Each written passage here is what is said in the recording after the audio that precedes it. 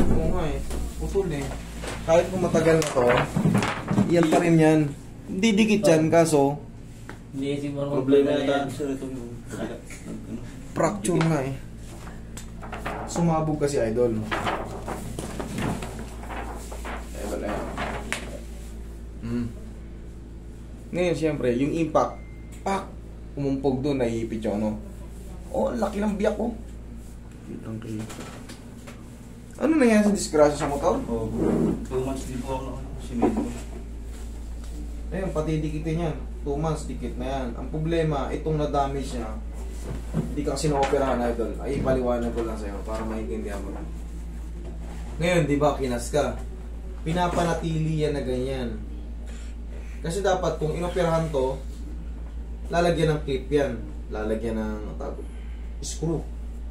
Ngayon, hindi ka inoperahan, hindi na usog ito.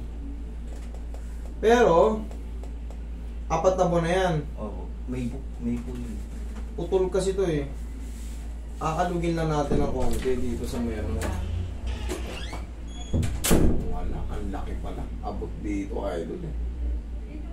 Abot dito. Idol, mahirapan tayong ayayusin to. Paano kayang gagawin ko ito? Laki ng biyak eh. Oh. Kita mo ba? Kita mo? Laki ng biyak eh. Pag sa harap ang kita niya, yun, pag ganyan yan, no? Tapos yun, no? Kaya nagsha-shadow na yan. Tignan mo, parang wala siyang ano. Yan. Kaya dapat kasi hindi magtatama yan. Sa x-ray ng tuhod, idol, makikita mo, may allowance siya. Yan. Hindi magtatama yan sa gitna. Etong sa'yo, kaya masakit pag dinidiin mo, tumama siya, umiipit. Diyan nakakabit yung ECL at TCL. Ito yan, no? Halika rito. Yan, no? Yan. Yan. Yan ang maiipit. Yan, no? Sa harap, ito yung anterior. Anterior po, ibig sabihin pag sinabing anterior, sa harap. Yan, no? Ito yung posterior, sa likod. Ngayon, ito yung naiipit sa'yo, nakakrus na yan. Yan na naiipit kasi basag tong ano mo rito. Yan, basag yung pag ano, no? Biyak. Ito, pag ano, no? Magmula rito, may crack ditong biyak talaga rito, tapos pag ano pala. Pag ano.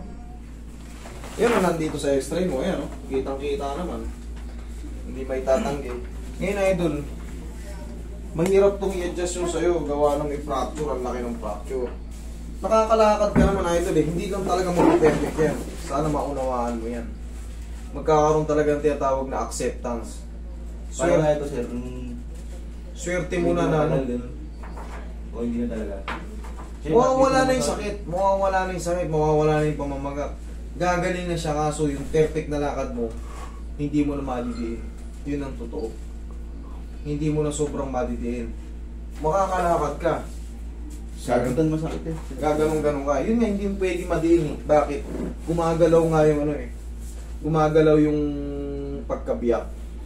Yung ngayon 4 na buwan, subukan mo pang ano, medyo mura pa yan. Baka pag hinata ko, kumalag eh. Mura pa yan. Kailangan mga 6 months. Patagal ka pa ng 2 buwan.